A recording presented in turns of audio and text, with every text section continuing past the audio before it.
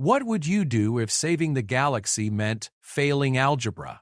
Marcus Chen stared at his failed math test, the red ink bleeding across the paper like wounds from his last battle against the Vorthan Empire.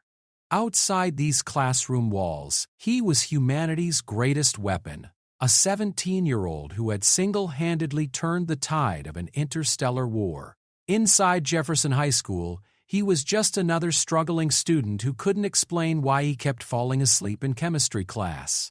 The irony wasn't lost on him. He could calculate hyperspace jump coordinates in his head while dodging plasma fire, but ask him to solve for X in a peaceful classroom, and his mind went blank. How could he tell his teachers that the reason he missed 3 weeks of school wasn't because he was sick, but because he was liberating an entire star system from alien oppression? The galaxy knew him as Terran Prime, the unstoppable force that made the alien coalitions tremble. His classmates knew him as the quiet kid who ate lunch alone and never went to parties. Both versions were real. Both versions were exhausting. And now, with the hegemony's new threat emerging from the Andromeda sector, Marcus faced his greatest challenge yet, saving 2 worlds at once. Because while the universe needed its hero, his parents still expected him to graduate high school. Some battles, he was learning, couldn't be won with plasma rifles and tactical genius. Some required something far more difficult: being normal. Marcus Chen's phone buzzed during second period biology, the special ringtone that made his blood run cold. 3 short pulses, followed by silence. The emergency signal from Admiral Harrison meant one thing: the galaxy needed Terran Prime, and it needed him now. He glanced around the classroom where Mrs. Peterson was explaining cellular mitosis with the enthusiasm of someone who genuinely loved microscopic division. 28 students dutifully took notes, their biggest worry whether they'd remember the difference between prophase and metaphase for tomorrow's quiz. Marcus envied them more than they could ever know. Mrs. Peterson, Marcus raised his hand, forcing his voice to sound normal despite the adrenaline already flooding his system. May I use the restroom? She nodded without looking up from her slides, and Marcus slipped out of the classroom with practiced casualness. In the empty hallway, he answered the encrypted call. Code Crimson, Admiral Harrison's voice crackled through the secure channel. We need you at Station Alpha immediately. The hegemony has moved faster than we anticipated. Marcus closed his eyes, feeling the familiar weight of responsibility settle on his shoulders like a lead blanket. How bad 3 systems under siege? They're using some kind of new weapon we've never seen before. Our entire 4th Fleet is pinned down at Kepler 442b. You're the only one who can break through their defensive grid. Through the classroom window, Marcus could see his classmates bent over their worksheets, Sarah Martinez chewing her pencil eraser as she always did when concentrating. Jake Williams was trying to get Ashley's attention by flicking paper balls when Mrs. Peterson wasn't looking. Normal teenage problems in a normal teenage world. I'll be there in 20 minutes, Marcus said, already calculating the fastest route to his hidden ship. Make it 15 if you can. And Marcus? Harrison's voice softened slightly.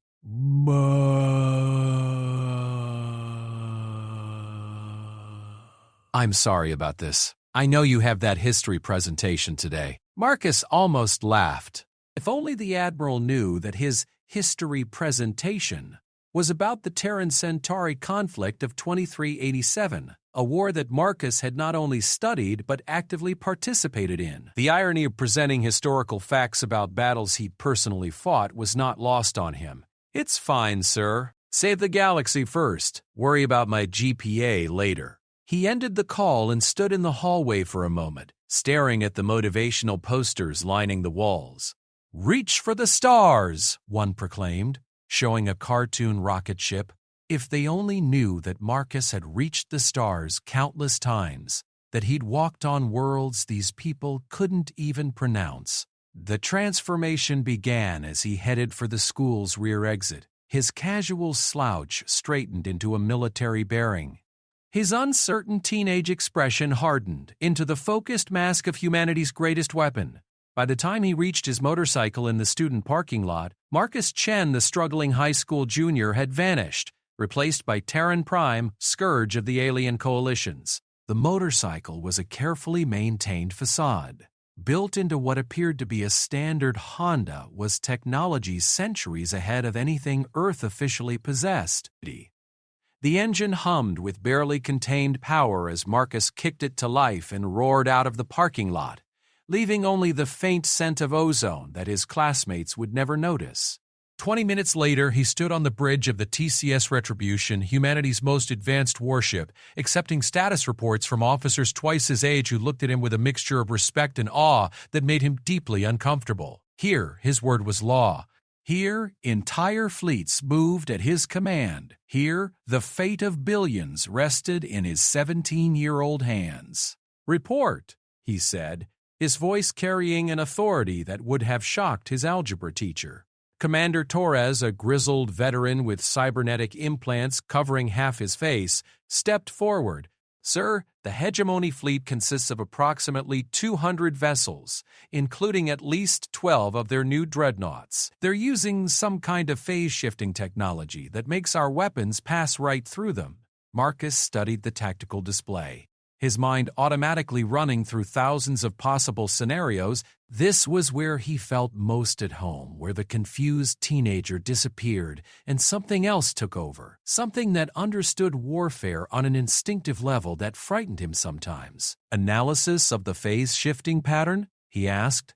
"Our scientists think it operates on a 7-second cycle, but they can't predict when in the cycle any given ship will be vulnerable." Marcus nodded, pieces of the puzzle already falling into place in his mind. "It's not random. Show me the engagement footage from the 4th Fleet's initial contact." The holographic display filled with the chaos of space combat. Blue human weapons signatures crossing paths with the alien ships and passing harmlessly through their hulls.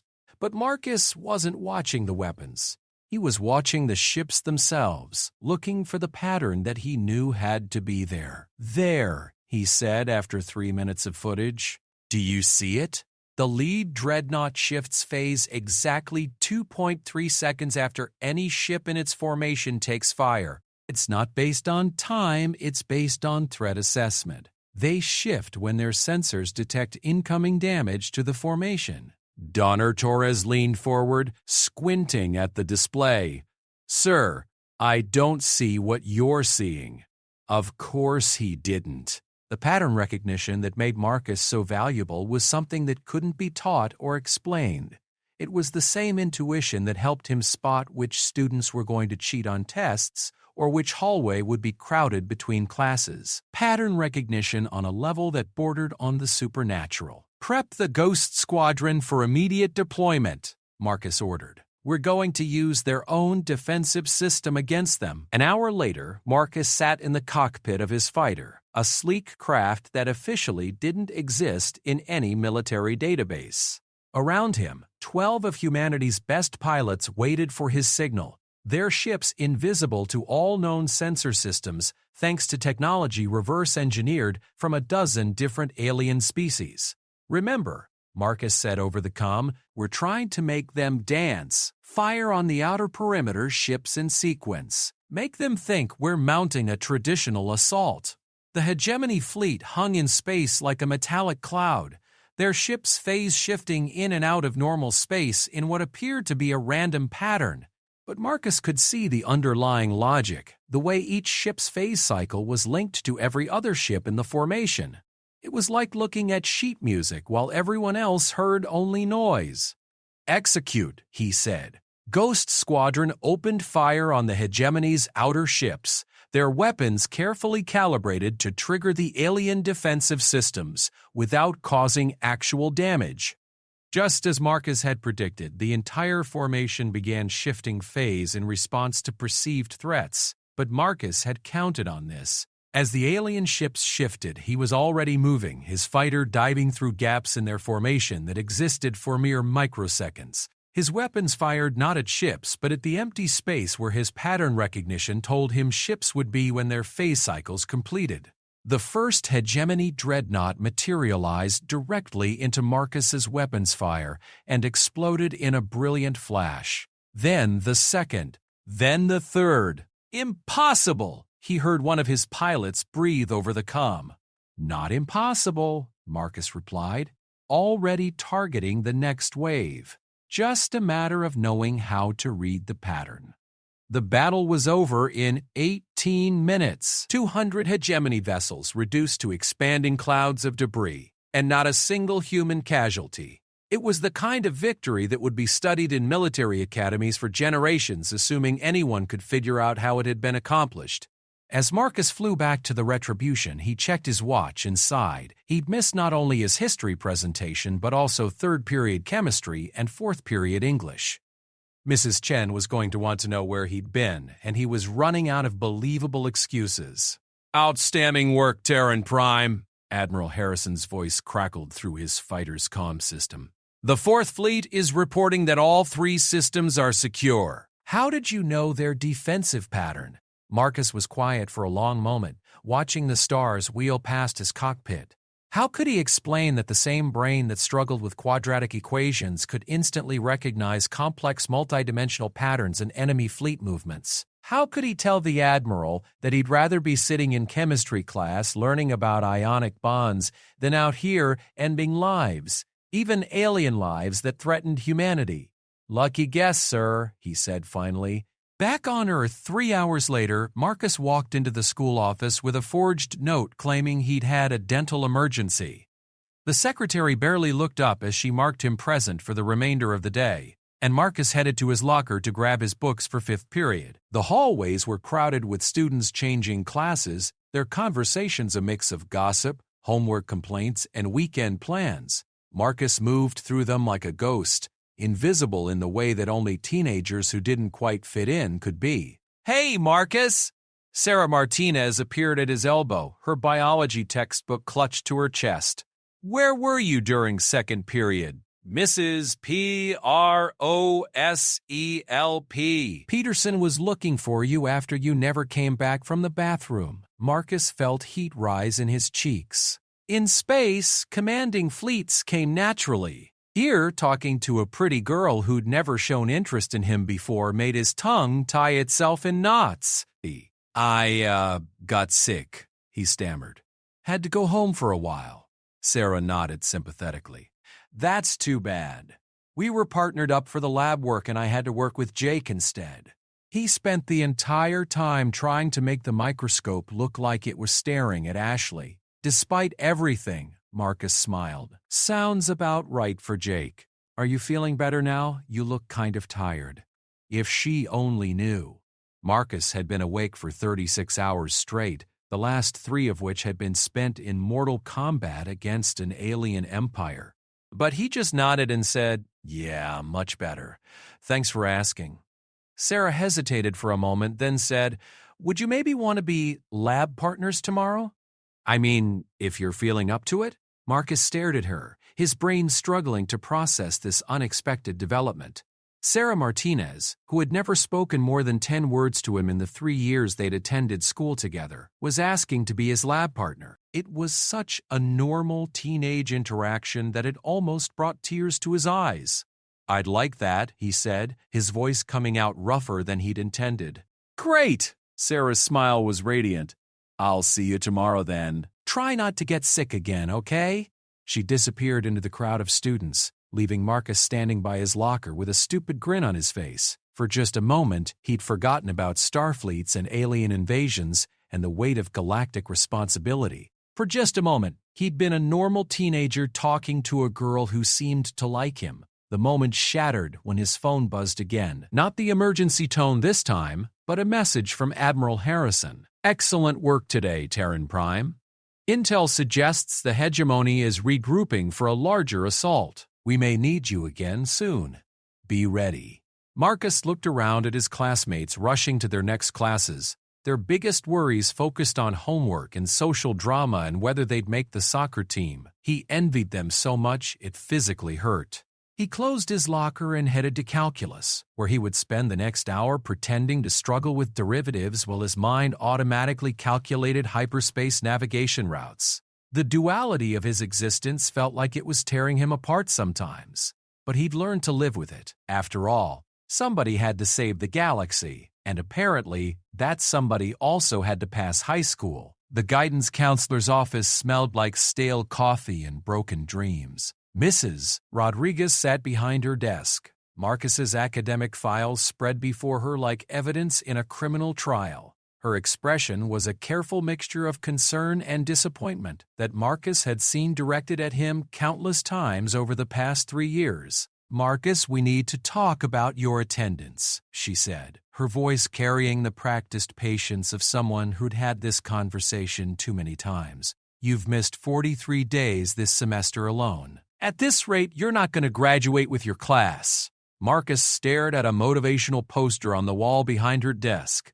A kitten hung from a tree branch with the words, "Hang in there," printed below in cheerful yellow letters. He wondered if whoever designed that poster had ever hung from the hull of a spaceship while laser fire streaked past their head.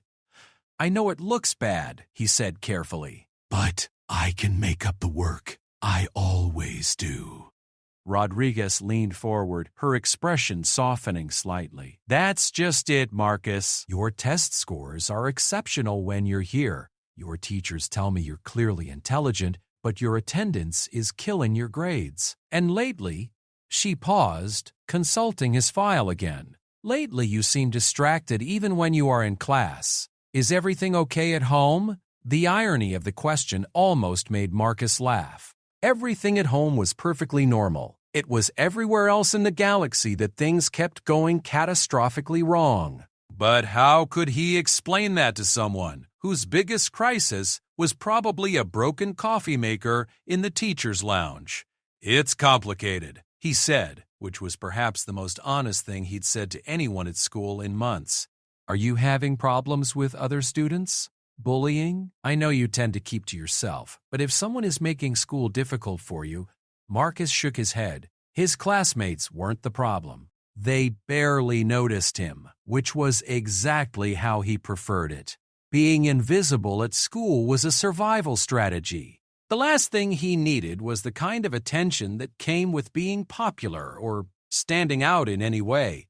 "No, nothing like that. It's just..." He searched for words that wouldn't sound completely insane. "I have responsibilities outside of school." "Family stuff," Mrs. Rodriguez nodded sympathetically. "I understand that home situations can be challenging. If your parents need you to work to help support the family, there are programs that can help.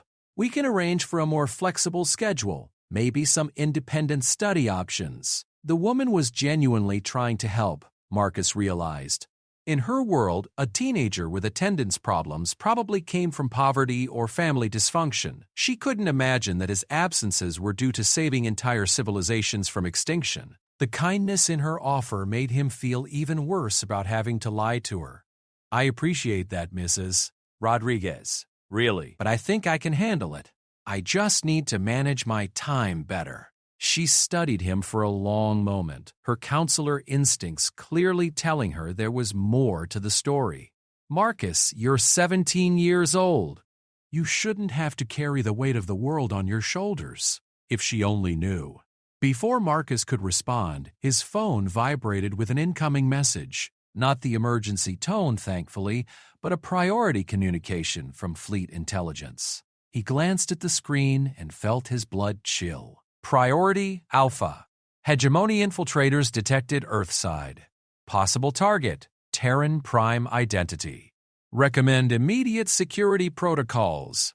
Marcus tried to keep his expression neutral as he read the message, but Mrs. Dawson, Rodriguez, was watching him closely. "Everything all right?" she asked. "Yeah, just." Marcus's mind raced. If hegemony infiltrators had made it to Earth, if they were actively hunting for his civilian identity, then everyone around him was in danger.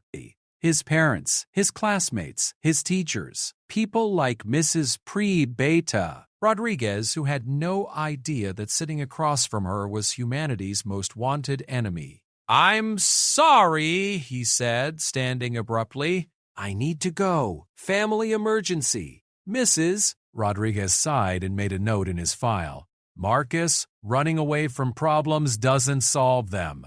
Whatever is going on in your life, there are people who can help. You don't have to face it alone." Her words followed him as he left the office and headed for the parking lot. She was wrong, of course. This was exactly the kind of problem he had to face alone. Getting other people involved would only get them killed. Marcus's motorcycle roared to life as he processed the intelligence report through his neural implant. 3 suspected infiltrators had been detected in the greater metropolitan area. Humanoid aliens using advanced holographic disguises, probably gathering intelligence on Terran Prime's civilian identity and known associates. The smart thing to do would be to disappear, fake his death, assume a new identity, and relocate to a safe house on the other side of the planet. It wouldn't be the first time he'd had to abandon a life to protect his cover, but this time felt different. This time, he was only months away from graduation. This time, he had a lab partner who smiled at him and made him feel almost normal. This time, he was tired of running. Instead of heading to the secure facility where Fleet Intelligence would brief him on the threat, Marcus drove to the mall. If there were alien infiltrators looking for him, let them find him. But they'd find him on his terms, in a location of his choosing where civilian casualties could be minimized. The Westfield Shopping Center was exactly the kind of generic American location that alien infiltrators would expect to find a typical human teenager. Marcus parked his bike and walked through the food court, his enhanced senses scanning for anything out of place. To casual observers, he looked like any other high school student killing time after school. But his eyes were cataloging exit routes, identifying potential weapons, and running threat assessments on every person in his field of view. He found them at the arcade. 3 figures that looked perfectly human to normal eyes, but Marcus's enhanced vision could detect the subtle flicker of their holographic disguises. They were good, he had to admit. Their human forms were carefully crafted to blend in, complete with appropriate clothing and mannerisms, but they moved with the predatory grace that marked them as hegemony special forces, and their eyes held an alertness that spoke of enhanced combat reflexes. They were watching him. Marcus bought a soda and sat at a table near the arcade entrance, pulling out his phone as if checking messages. In reality, he was accessing the mall's security system through his neural implant, mapping camera positions and civilian locations. 17 people in the immediate area, including 3 small children and an elderly man with a walker. Too many potential casualties for a direct confrontation. He needed to draw them away from the crowd. Marcus stood and walked toward the mall's rear exit, moving casually but making sure the infiltrators could track him. As expected, they followed, maintaining professional spacing as they shadowed him through the less crowded service corridors. The loading dock was perfect. Isolated, minimal civilian presence, and multiple escape routes if things went wrong. Marcus pushed through the emergency exit and stepped into the afternoon sunlight, hearing the door click shut behind him. "Terran Prime!" a voice called out. Marcus turned to see the 3 infiltrators standing in formation, their holographic disguises flickering as they prepared for combat. Without the need to maintain human appearances, their true forms were revealed. Tall, angular beings with chitinous armor and 4 arms ending in razor-sharp claws. "You are far from your ships, human," the lead infiltrator said, its voice carrying the harmonic undertones of the hegemony's primary language. "And very far from help," Marcus smiled, feeling the familiar calm that always settled over him before combat. "Who says I need help?" The aliens attacked with inhuman speed, but Marcus had been fighting their kind for 3 years. He knew their movement patterns, their preferred attack vectors, the weak points in their natural armor. What they didn't know was that the unassuming teenager they'd been hunting was faster than they were. Much faster. Marcus moved like liquid lightning, his enhanced reflexes turning the world into slow motion. The first infiltrator's claws passed through empty air as Marcus ducked under its attack and drove his fist into its thoracic nerve cluster. The second alien tried to flank him, but Marcus had already pivoted, his legs sweeping the creature's feet and sending it crashing into a dumpster. The third infiltrator was smarter, hanging back and trying to coordinate with its recovering companions. It spoke rapidly in hegemony battle language, probably calling for backup or trying to activate some kind of emergency protocol. Marcus couldn't let that happen. He closed the distance between them in 2 quick strides, his hand clamping down on the alien's communication device before it could complete its transmission. The device crumpled under his grip, sparks flying as its quantum circuitry overloaded. "No backup," Marcus said conversationally as the alien stared at him in shock. "No escape. Just you, me, and some questions I need answered." The fight was over 30 seconds later. 3 hegemony special forces operatives, elite soldiers trained for deep cover operations, taken down by a 17-year-old human in a mall parking lot. Marcus zip-tied their hands with plastic restraints from his backpack, then activated his emergency beacon to call for extraction. As he waited for fleet security to arrive, Marcus sat on the loading dock steps and checked his watch. 4th period was almost over. If he hurried, he could still make it back for chemistry class. The extraction team arrived in an unmarked van, and Marcus handed over the prisoners along with their damaged equipment. Commander Torres himself was leading the operation, his cybernetic eye glowing as it recorded every detail of the scene.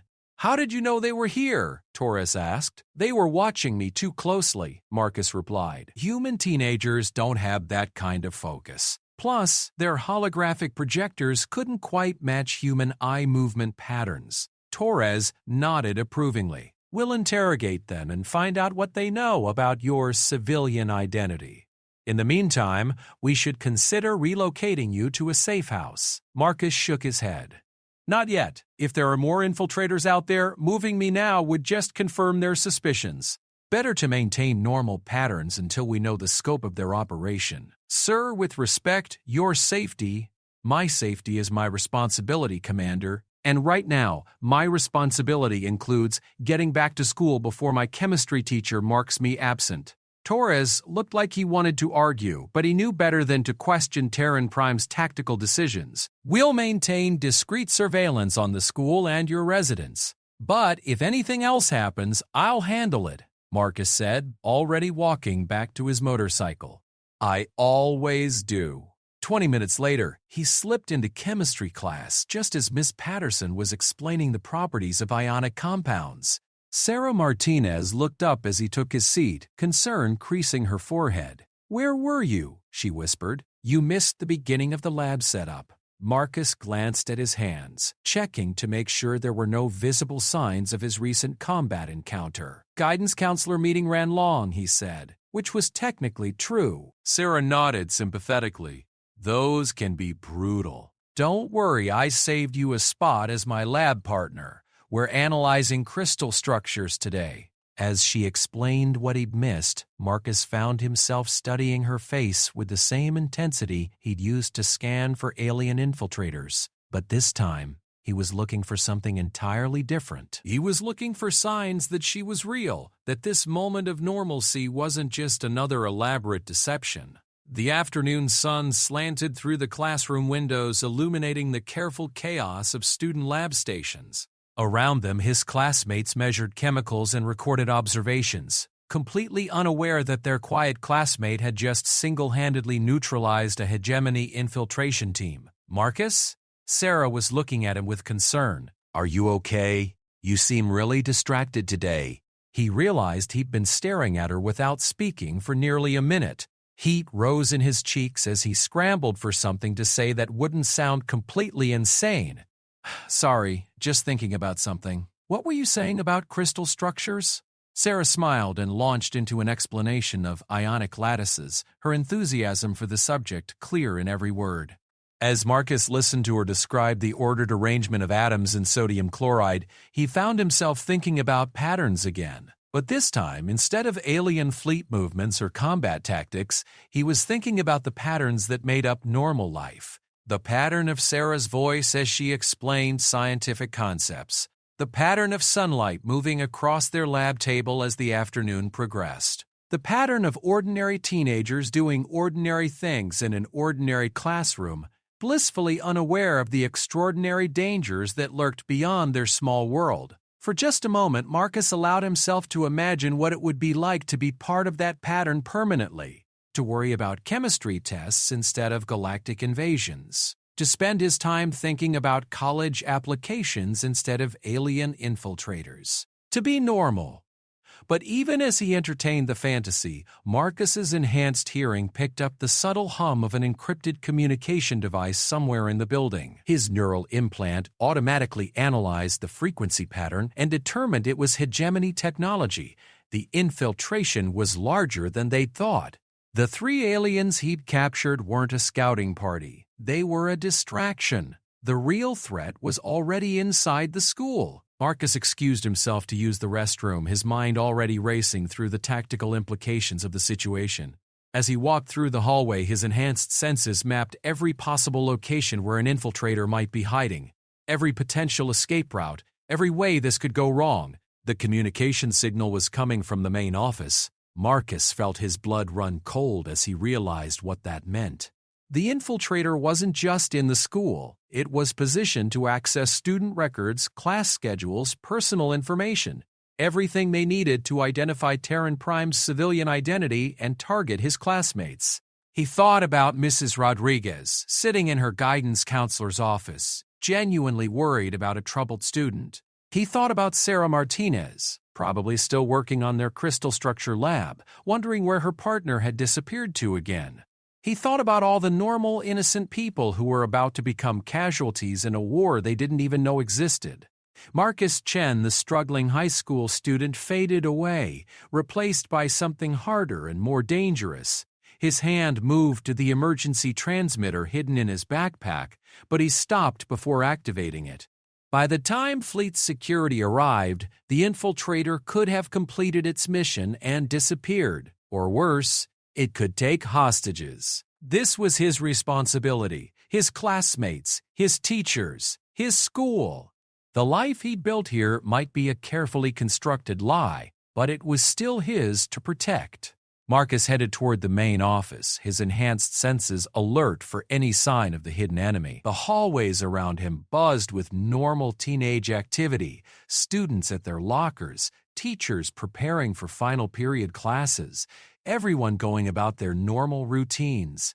He was going to make sure it stayed that way. The main office of Jefferson High looked exactly as it always did. Beige walls covered with announcements about upcoming events, students waiting in uncomfortable plastic chairs to see the principal, and Mrs. Henderson behind the reception desk typing away at her computer with two-finger precision. Everything appeared completely normal, which only made Marcus more suspicious. His enhanced senses swept the room systematically. 17 people present, including staff and students.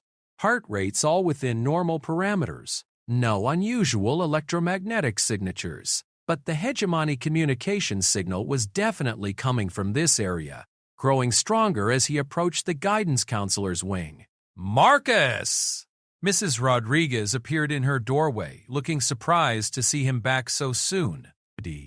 Did you forget something? Marcus forced a smile, his enhanced hearing picking up the subtle harmonic distortion that indicated the presence of a holographic projector somewhere very close. Actually, I was wondering if I could get a copy of my transcript for college applications. It was a reasonable request that gave him an excuse to stay in the area while he located the source of the alien signal. Mrs. Rodriguez nodded approvingly. Of course! I'm glad to see you're thinking ahead about your future. Let me pull that up for you. As she turned to her computer, Marcus's neural implant triangulated the communication signal to within a 3-foot radius. The source was either Mrs. Rodriguez herself or someone in the small storage closet behind her desk. Marcus studied the guidance counselor more carefully, looking for the telltale signs of holographic disguise that he'd learned to recognize. Her movements seemed natural, her speech patterns consistent with their earlier conversation, but there was something different about her eyes, a hyper-attentiveness that seemed familiar. The same predatory focus he'd seen from the infiltrators at the mall. Here we go, Mrs. Rodriguez said, turning back to him with a sheet of paper. But as she moved, Marcus caught a glimpse of something that made his blood run cold. A small device attached to her computer terminal, its surface covered with the geometric patterns characteristic of hegemony technology. She wasn't the infiltrator. She was being monitored by one. Marcus accepted the transcript with steady hands, his mind racing through the implications. The infiltrator had access to the school's computer system, which meant it could track student movements, access personal information, and monitor communications. It had probably been watching him for days, gathering intelligence on his daily routines and relationships. "Thank you, Mrs. Rodriguez," he said, backing toward the door. "This is really helpful." But as he reached the doorway, the guidance counselor's expression changed. Her concerned smile faded, replaced by a look of cold calculation that Marcus recognized all too well. "Actually, Marcus, there's something else we need to discuss," she said, her voice carrying a subtle harmonic undertone that raised the hair on the back of his neck. "Please, close the door." The woman behind the desk wasn't Mrs. Rodriguez anymore. The holographic disguise was still in place, but the intelligence behind those eyes was definitely not human. Marcus realized with growing horror that the real Mrs. Rodriguez was probably unconscious, or worse, hidden somewhere while this creature wore her face. "I think I'll keep it open," Marcus said casually, positioning himself so he could see both the fake counselor and the storage closet where he suspected the real infiltrator was hiding. "Fresh air helps me think better." The false Mrs. Rodriguez tilted her head in a gesture that was subtly wrong, too precise to be natural human movement. "I'm afraid I must insist. What we have to discuss is quite private." Marcus's enhanced reflexes were already flooding his system with combat stimulants, but he forced himself to remain outwardly calm. There were too many civilians in the immediate area for direct confrontation. He needed to draw the infiltrators away from potential hostages. "You know what? I just remembered I have to meet my lab partner," he said, taking another step toward the door. "Maybe we can talk about this tomorrow?" "I don't think so." The voice came from behind him, and Marcus spun to see Jake Williams standing in the hallway, blocking his escape route. But like the false Mrs. Rodriguez, there was something wrong with Jake's posture and expression. Two infiltrators, then, working in coordination. Marcus was trapped between them, with innocent students and staff just meters away in every direction. This was exactly the kind of situation that fleet security protocols warned against. Hostile aliens in close contact with unaware civilians. "Jake," Marcus said carefully, "you look different." "New haircut?" The creature wearing Jake's face smiled, and Marcus could see that its teeth were subtly wrong, too sharp and too uniform. "You humans are so observant. No wonder the hegemony considers you such a threat. The fake Mrs. Padia." Rodriguez laughed, a sound that carried harmonics no human throat could produce. "Indeed, though I must admit, Terran Prime, you've been more elusive than we expected. We've been monitoring this location for weeks, watching your patterns, analyzing your relationships." Marcus felt ice in his veins. "I don't know what you're talking about." "Please," the false Jake said. "The pretense is unnecessary. We know exactly who you are, Marcus Chen. Or should I say, the infamous Terran Prime, scourge of a dozen star systems and humanity's greatest weapon." The situation was deteriorating rapidly. Marcus could hear students moving through the hallways outside, completely unaware of the danger. In the outer office, Mrs. Henderson was still typing at her computer, occasionally humming along to music from her headphones. "Even if I was this Terran Prime person," Marcus said, "what exactly do you want? Autograph? Photos?"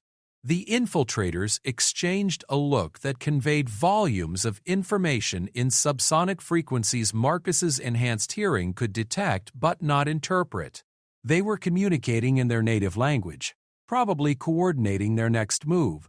"What we want, the false Mrs. Baez," Rodriguez said, "is to study you.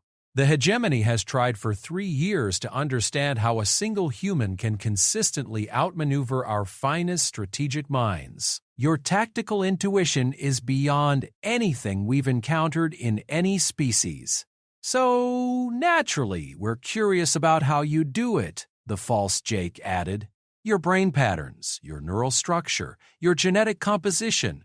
Think of the advancement in warfare when we understand what makes Terran Prime so effective. Marcus realized with growing horror that they weren't here to kill him. They wanted him alive, wanted to dissect what made him different, and they didn't care how many innocent people got hurt in the process of capturing him. "You're assuming I'd come quietly," he said. The false Mrs. Rodriguez smiled again. "Oh, but you will. You see, we've done our research on Marcus Chen, a lonely teenager with no close friends, no romantic attachments, parents who travel frequently for work. No one would miss you if you simply disappeared. But we also know about Terran Prime," the false Jake continued. "A hero who consistently places civilian safety above all other considerations. Someone who would never risk innocent lives, even to save himself." As if to demonstrate their point, the door to the outer office opened, and Ashley Morrison walked in, probably looking for help with her class schedule. Just inside the doorway, looking confused by the tension she sensed but couldn't understand. Is everything okay in here?" Ashley asked. The infiltrators moved simultaneously. The false Jake grabbed Ashley's arm, while the false Mrs. Rodriguez produced what looked like a simple pen but which Marcus recognized as a neural disruptor. One touch from that device would leave Ashley brain dead. "Choose carefully, Terran Prime," the false Mrs. Rodriguez said. "Surrender now, and the girl lives. Try to escape or call for help, and she becomes the first of many casualties." Marcus looked at Ashley's frightened face and felt something break inside his chest. This innocent girl, who had never hurt anyone in her life, was about to pay the price for his secret identity. She didn't even know his name, probably couldn't pick him out of a lineup, but she was going to die because alien monsters wanted to vivisect his brain. "Let her go," he said quietly. "She has nothing to do with this." "Surrender," the false Jake replied, and she walks away. Marcus closed his eyes for a moment, running through every possible tactical scenario. His enhanced reflexes made him faster than the infiltrators, but not faster than the neural disruptor. If he moved against them, Ashley would be dead before he could cross the room. If he called for backup, more students might wander into the situation and become hostages. But if he surrendered, the hegemony would learn everything about human military capabilities. They'd understand his tactical methods, his weaknesses, his strategies. Billions of lives across the galaxy would be at risk. The needs of the many outweighed the needs of the few. It was basic strategic thinking, the kind of cold calculation that made him effective as Terran Prime. But standing there, looking at Ashley's terrified face, Marcus realized he couldn't make that calculation anymore. He couldn't sacrifice one innocent girl to save the galaxy. Maybe that made him a poor strategic commander, but it made him human. "All right," he said, "you win. Let her go, and I'll come with you." The infiltrators smiled in unison, their holographic disguises flickering with satisfaction. But before either of them could respond, the lights went out. Emergency lighting kicked in a moment later, bathing the office in red illumination that made everything look like a scene from a horror movie. In the confusion, Marcus heard Ashley scream and the sound of running feet in the outer office. "What's happening?" the false Mrs. Rodriguez demanded, her weapon sweeping the darkened room. Marcus smiled for the first time since entering the office. "Back up," he said simply. The window behind Mrs. Snow Rodriguez's desk exploded inward as Commander Torres swung through on a repelling line, his plasma rifle already tracking targets. The false Jake spun toward the new threat, but Marcus was already moving, his enhanced reflexes finally unleashed. He covered the distance to Ashley in 2 strides, tackling her to the floor as neural disruptor fire scorched the air where her head had been. The false Mrs. Rodriguez tried to retarget, but Torres was already firing, his shots perfectly placed to disable rather than kill. The brief firefight lasted perhaps 15 seconds. When it was over, two unconscious hegemony infiltrators lay zip-tied on the office floor. Their holographic disguises finally failed and revealing their true alien forms. "Are you hurt?" Marcus asked Ashley, helping her to her feet. She stared at him with wide eyes, clearly in shock, but apparently uninjured. What were those things? "They looked like people, but—" "Gas leak," Commander Torres said smoothly, his plasma rifle already concealed again. "Caused hallucinations. Very dangerous. We'll need to evacuate the building until the hazmat team can clear the air." It was a weak cover story, but Ashley was too shaken to question it. Marcus helped her to the outer office, where Mrs. Henderson was just removing her headphones and looking around in confusion. "What happened to the lights?" she asked. "Electrical problem," Torres replied. "We're going to need everyone to evacuate while we check the building systems." As the evacuation began, Marcus slipped back into the guidance office and found the real Mrs. Rodriguez unconscious in the storage closet. She was alive but unconscious, probably drugged. Medical teams would take care of her and she'd wake up with no memory of the past few hours. "How did you know?" Marcus asked Torres as they watched the unconscious infiltrators being loaded into unmarked vehicles. "You missed your check-in," Torres replied. "When Terran Prime misses a scheduled communication, we assume the worst and triangulate your location. Good thing, too. These infiltrators had an extraction ship in orbit, waiting for their signal." Marcus nodded, watching through the window as his classmates filed out of the building in orderly evacuation lines. Sarah Martinez was near the front of the group, her lab notebook clutched in her hands as she looked back at the school with concern. "The cover story won't hold," Marcus said. "Too many people saw too much." "Memory modification team is already en route," Torres assured him. "By tomorrow, everyone will remember a gas leak and nothing else. Your civilian identity is secure." Marcus wasn't sure how he felt about that. Part of him was relieved that his secret would remain safe, but another part was disturbed by the ease with which they could manipulate innocent people's memories. How many times had his own recollections been adjusted to maintain operational security? "Sir," Torres was looking at him with concern. "Are you all right? You seem troubled." Marcus watched Sarah disappear around the corner with the rest of the evacuating students. Tomorrow, she would remember a gas leak instead of alien infiltrators. She would never know that her quiet lab partner had saved her life, or that the mundane world she lived in was constantly under threat from forces she couldn't imagine. Maybe that was better. Maybe ignorance really was bliss. "I'm fine, Commander," he said, just thinking about tactical implications. But as the extraction vehicles disappeared into the afternoon traffic, Marcus realized that something fundamental had changed. The boundary between his two lives, carefully maintained for 3 years, had finally been shattered. He could no longer pretend that Marcus Chen and Terran Prime were separate entities living separate lives. The war had come to Jefferson High School, and Marcus wasn't sure he could protect both his worlds anymore. His phone buzzed with a priority message from Admiral Harrison.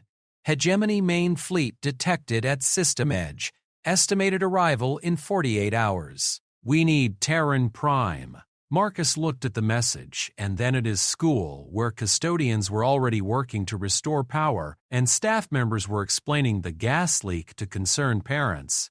In 48 hours, the hegemony would arrive in force, bringing enough firepower to sterilize entire planets. The fate of humanity and possibly the entire galaxy would once again rest in his hands. But first, he had to figure out how to explain to his chemistry teacher why he'd missed the second half of lab period. Some battles, Marcus was learning, were more difficult than others. The emergency session of the Galactic Defense Council took place in a reinforced bunker 3 miles beneath the Earth's surface. Representatives from 12 allied species sat around a circular holotable, their various forms of communication translating into a cacophony of concern. At the head of the table, Admiral Harrison looked like he hadn't slept in days. Marcus stood before the assembly, still wearing his Jefferson High School sweatshirt, feeling absurdly out of place among the galaxy's military elite.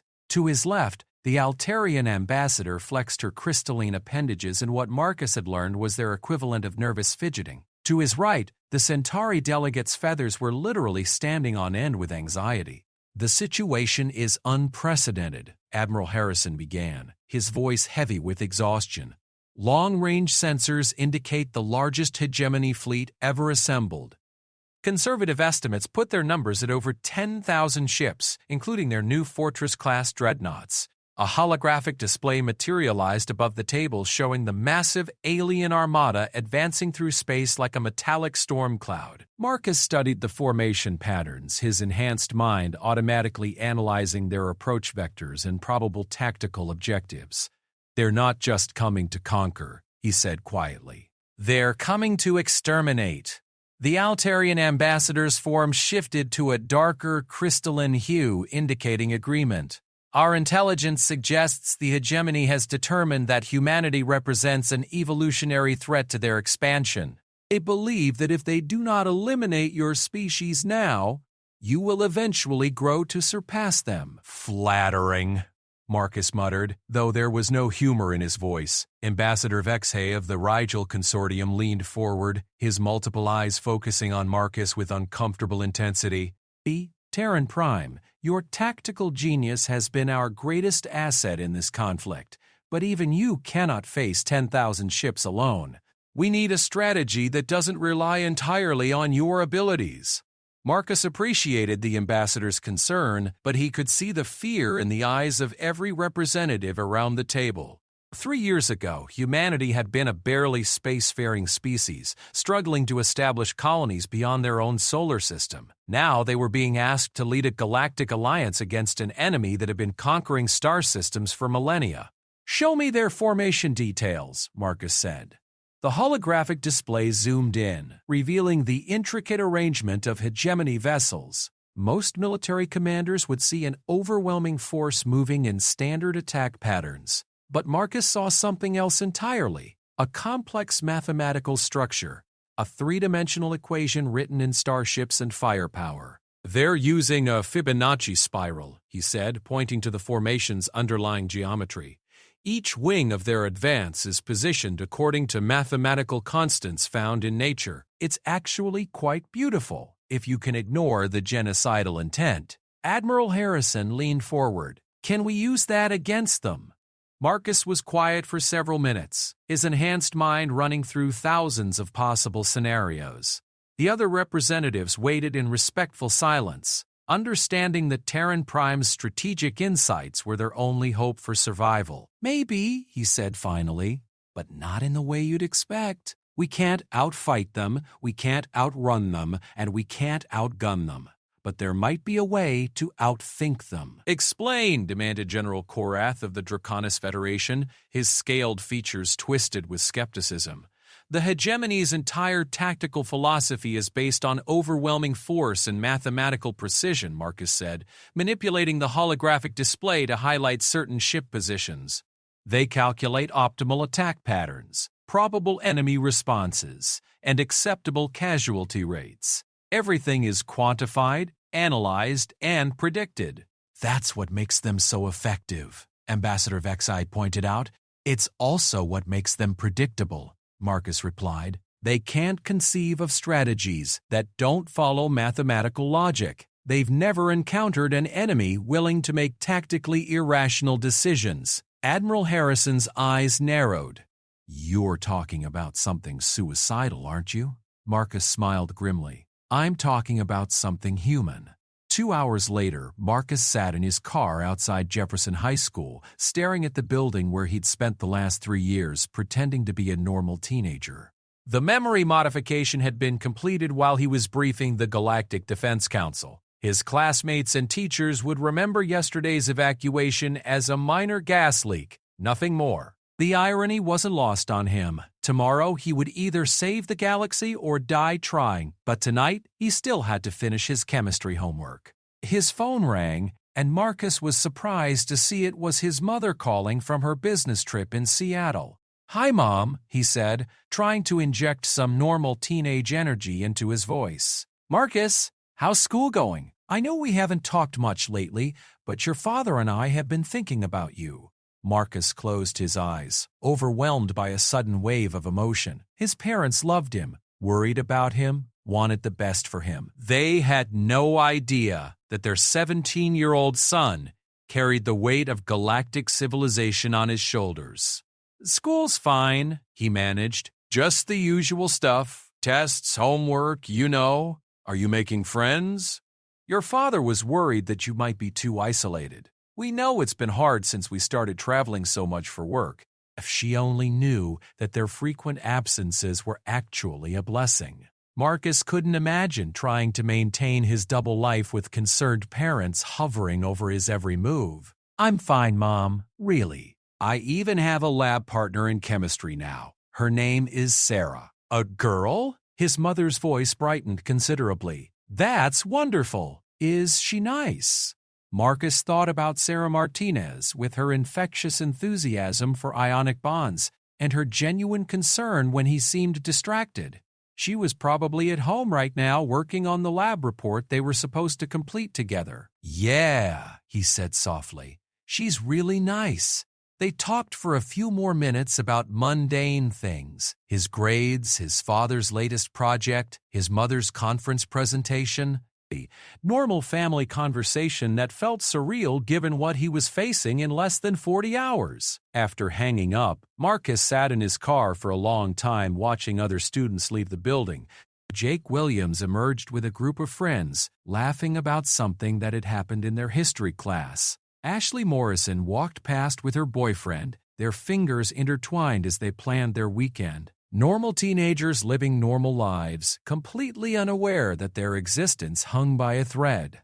Marcus's enhanced hearing picked up fragments of their conversations as they passed his car. Complaints about homework, excitement about upcoming movies, discussions of who was dating whom, the casual concerns of people who had never faced existential threats greater than failed exams or social embarrassment. He envied them so much it was physically painful. Sarah appeared in the doorway, scanning the parking lot as if looking for someone. When she spotted Marcus's car, she walked over with their completed lab report in her hands. "Hey," she said, tapping on his window. "You left before we could finish this together." "I went ahead and completed the analysis, but I wanted to make sure the conclusions were right." Marcus rolled down the window, accepting the papers with hands that were steady despite everything. "Thanks, Sarah. You didn't have to do that. It's fine. We're lab partners, right?" She studied his face with concern. "Are you okay? You've seemed really distracted lately." More than usual, I mean. The question hung in the air between them, and Marcus realized this might be the last normal conversation he ever had. Tomorrow, he would either die fighting the hegemony fleet or emerge victorious as humanity's greatest hero. Either way, Marcus Chen, the struggling high school student, would cease to exist. "Sarah," he said impulsively, "what do you want to do after graduation?" She looked surprised by the sudden change of subject. "College, I hope. Maybe study biochemistry." "Why?" "Just curious. You're really smart, you know. Whatever you decide to do, you'll be great at it." Sarah's cheeks reddened slightly. "That's really nice of you to say. What about you? Any college plans?" Marcus almost laughed. "College plans." As if he would live long enough to worry about higher education. "I'm not sure," he said honestly. "Things are kind of complicated right now." "Well, you've got time to figure it out. With Trust Teddy, senior year isn't over yet."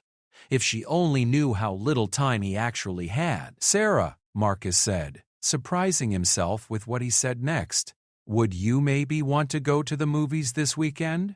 I mean, if we both survive, if things work out okay?" She smiled, and Marcus felt his heart skip a beat. "I'd like that. What did you have in mind?" Before Marcus could answer, his phone buzzed with an emergency priority signal. He glanced at the screen and saw a message that made his blood run cold. "Hegemony Advanced Scouts detected. ETA revised to 18 hours. All units report to battle stations immediately." 18 hours. The invasion had been moved up by almost a full day. "I'm sorry," he said to Sarah, his mind already shifting into tactical mode. "I just remembered I have a family thing tonight. Can we talk about movie plans tomorrow?"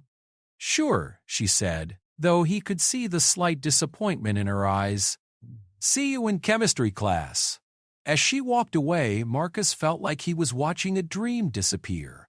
The normal life he'd built at Jefferson High, the friendships he'd tentatively formed, the possibility of something more with Sarah.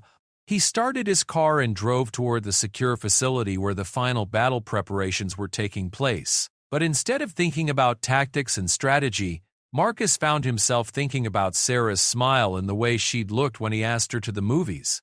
It was a strange thing to focus on, given that the fate of human civilization hung in the balance. But maybe that was exactly the point. Maybe that's what made humanity worth saving in the first place, not their tactical genius or military prowess, but their capacity for small, beautiful moments of connection. The secure facility's underground hangar was a hive of activity as technicians prepared the most advanced warships humanity had ever built. Marcus changed into his Terran Prime combat suit, feeling the familiar weight of responsibility settle over him like armor. Admiral Harrison approached with a final briefing tablet. "The Allied fleets are taking their positions. Altarian crystal ships will form the first defensive line, with Centauri fast attack squadrons providing support. Our own forces will hold the rear, ready to exploit any openings you create." Marcus nodded, studying the tactical display. Thousands of ships from dozens of species, all depending on a 17-year-old human to save them from annihilation. "Sir," Admiral Harrison said quietly, "I want you to know that whatever happens tomorrow, humanity is proud of what you've accomplished. You've given us a chance to survive when we had none." Marcus appreciated the sentiment, but his mind was already focused on the battle ahead. Somewhere in space, 10,000 hegemony vessels were approaching Earth with enough firepower to crack continents. In less than 18 hours, he would face them with nothing but his tactical instincts and an untested strategy that relied on humanity's greatest weakness, their tendency to make irrational decisions. It was either genius or madness, possibly both. As he walked toward his fighter, Marcus thought one more time about Sarah Martinez and her enthusiasm for ionic bonds, about Jake Williams and his failed attempts to impress Ashley Morrison, about Mrs. Rodriguez and her genuine concern for a troubled student, about all the small, normal lives that would end if he failed tomorrow. Marcus climbed into his cockpit and began the pre-flight sequence, his enhanced reflexes already preparing for combat. In the back of his mind, a small voice wondered if he would live long enough to take Sarah to that movie. But as his fighter's engines powered up and the hangar doors opened to reveal the star-filled sky, Marcus pushed those thoughts aside. Terran Prime had work to do. The galaxy was waiting. The hegemony fleet emerged from hyperspace like a mechanical apocalypse. 10,000 ships materializing in perfect formation at the edge of Earth's solar system. Each vessel was a masterpiece of alien engineering, their hulls gleaming with the predatory elegance that had conquered 36 star systems. The largest dreadnoughts stretched for miles, bristling with weapons that could reduce planets to cosmic dust. Marcus watched them arrive from the bridge of the TCS Retribution, positioned at the center of humanity's defensive formation. Around him, the Allied fleet looked pathetically small by comparison. Barely 800 ships representing the combined forces of 12 different species. It should have been a hopeless mismatch, which was exactly what Marcus was counting on. "Incoming transmission from the Hegemony command ship," reported Communications Officer Vale, her voice tight with barely controlled fear. "Put it through," Marcus ordered. The main view screen flickered to life, revealing the angular features of High Commander Zethkar, supreme leader of the Hegemony military forces. His four eyes studied Marcus with cold intelligence, while his mandibles clicked in what might have been amusement. "Terran Prime," the alien said, his voice carrying the harmonic undertones of his species' native language. "At last we meet in person. You appear younger than our intelligence suggested." "And you appear uglier," Marcus replied conversationally. "But I suppose we all have our disappointments?" Several of the bridge crew exchanged nervous glances. Insulting the leader of an invasion fleet wasn't typically considered sound diplomatic strategy, but Marcus was done with diplomacy. Zethkar's mandibles clicked faster, indicating irritation. Your species' tendency toward juvenile provocation has been noted in our tactical assessments. It will not save you from extinction. Probably not, Marcus agreed, but it might slow you down long enough for me to figure out how to kill you. The alien commander's 4 eyes narrowed. You face 10,000 ships with fewer than 800. Your tactical genius is legendary, Terran Prime, but even you cannot overcome such odds. You're right, Marcus said, and watched surprise flicker across Zethkar's features. I can't beat you with conventional tactics. Good thing humans aren't known for being conventional. Before the hegemony commander could respond, Marcus cut the transmission and turned to his bridge crew. All ships, he announced over the fleet-wide comm system, execute Operation Madness. Remember, the key to this strategy is that it has to look completely insane to work. Admiral Harrison, monitoring from the command center, had questioned the operation's name when Marcus first proposed it. But as the human fleet began moving in patterns that violated every principle of space combat doctrine, Harrison began to understand why his protégé had chosen such an unconventional title. Instead of forming defensive lines or maintaining tactical formations, the Allied ships scattered in apparently random directions. Centauri fast attack squadrons dove directly toward the hegemony fleet, ignoring their own safety.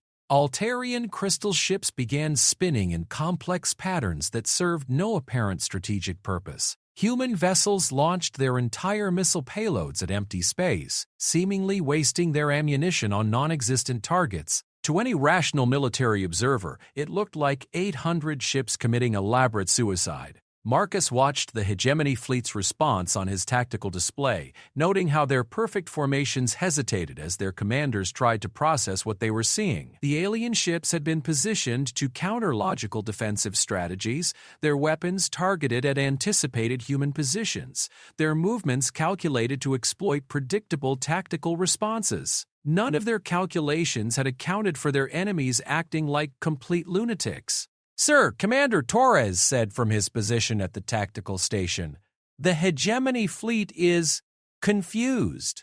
Their formations are breaking as they try to respond to our movements." "Of course they are," Marcus replied. "Their entire tactical philosophy is based on mathematical optimization. They can't comprehend strategy that deliberately chooses suboptimal positions." On the view screen, the hegemony fleet was indeed struggling to adapt. Ships that had been perfectly positioned to create overlapping fields of fire found themselves targeting empty space as their intended enemies moved in impossible directions. Dreadnoughts designed to anchor defensive formations watched their targets scatter like startled birds, leaving the massive ships without clear objectives. "Beginning Phase 2, Marcus announced. "O Squadron, you're up. 12 of humanity's most advanced fighters, invisible to all known sensor systems, materialized in the heart of the hegemony formation. But instead of attacking the obvious targets, command ships, weapon systems, engine cores, they did something completely unexpected. They started painting messages on enemy hulls. Using precision laser systems designed for ship-to-ship communication, Ghost Squadron began inscribing human profanity and juvenile insults across the armor plating of hegemony vessels. Crude drawings appeared on dreadnought hulls. Inappropriate suggestions were burned into the sides of troop transports. It was the most militarily useless activity imaginable, which made it perfect for Marcus's purposes. "What are they doing?" High Commander Zethkar's voice crackled over an open channel, his usual composure beginning to crack. "This serves no tactical purpose. That's the point," Marcus broadcast back.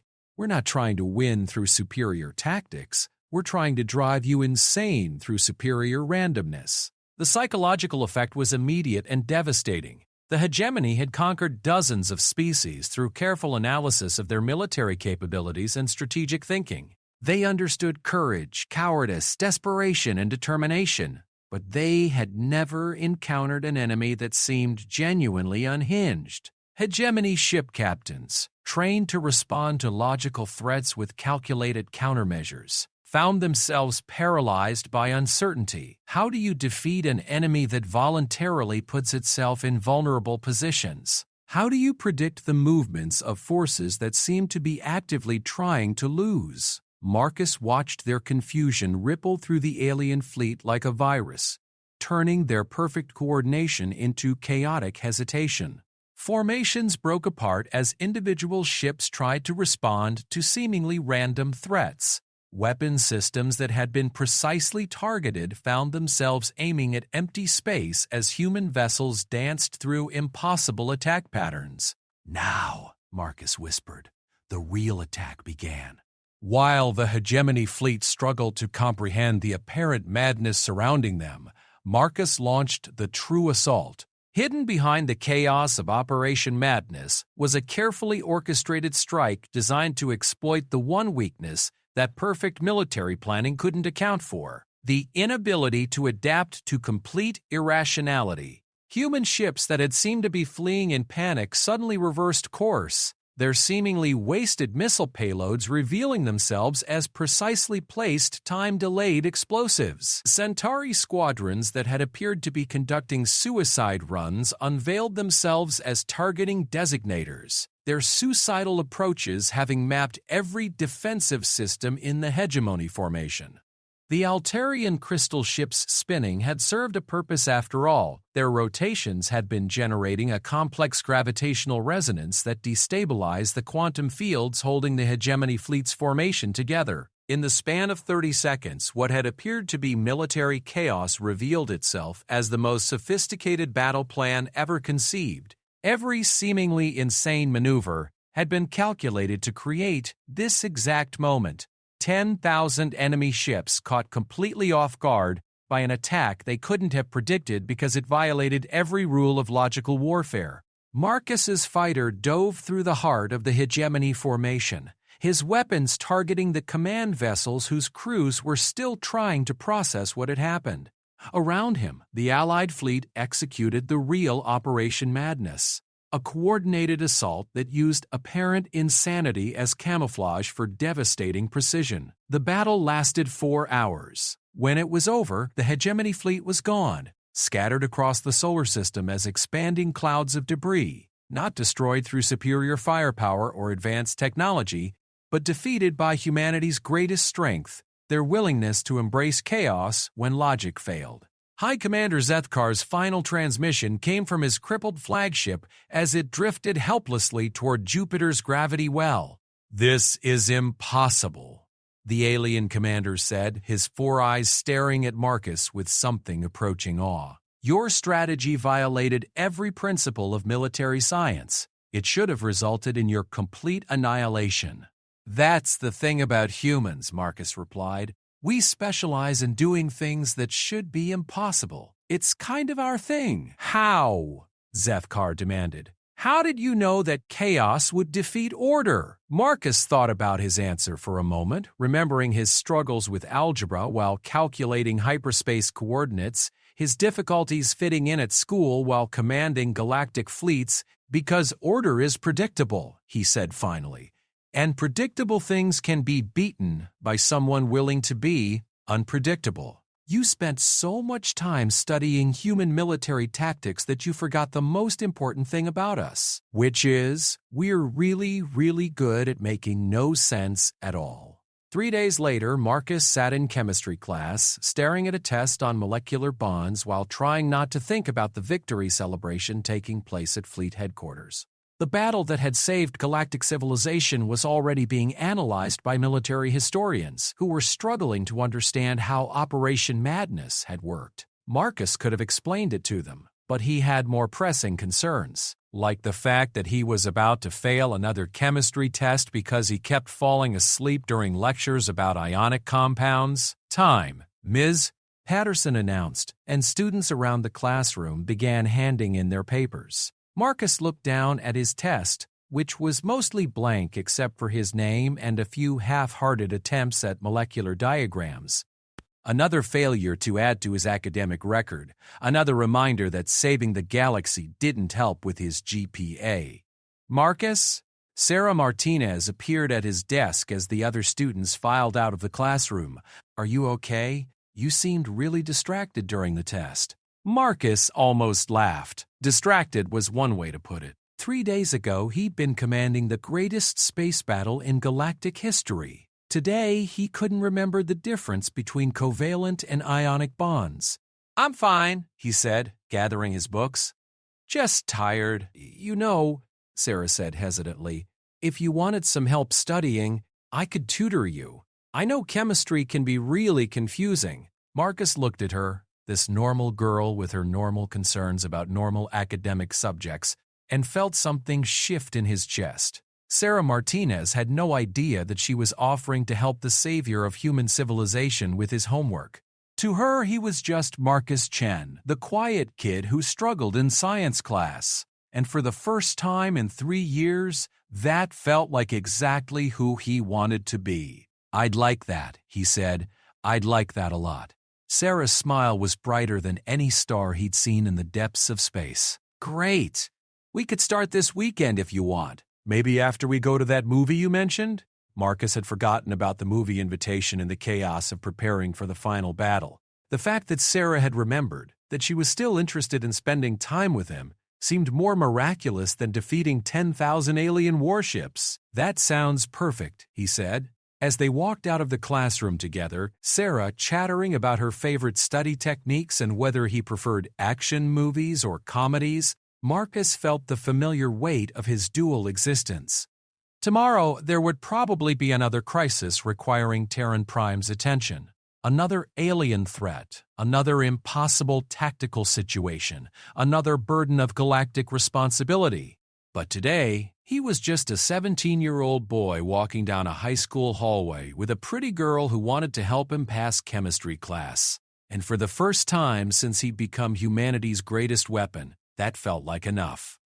Outside Jefferson High School, the world continued its ordinary rotation around an unremarkable star. Students worried about homework and social drama. Teachers planned lessons and graded papers. Parents drove home from work and helped their children with algebra problems. None of them knew that their quiet, peaceful existence had been preserved by a teenager who couldn't remember the atomic weight of carbon, but could orchestrate the most complex military victory in galactic history, and Marcus Chen was perfectly fine with keeping it that way. After all, some secrets were worth protecting, even from yourself. Especially the secret that sometimes being normal was the most heroic thing you could do.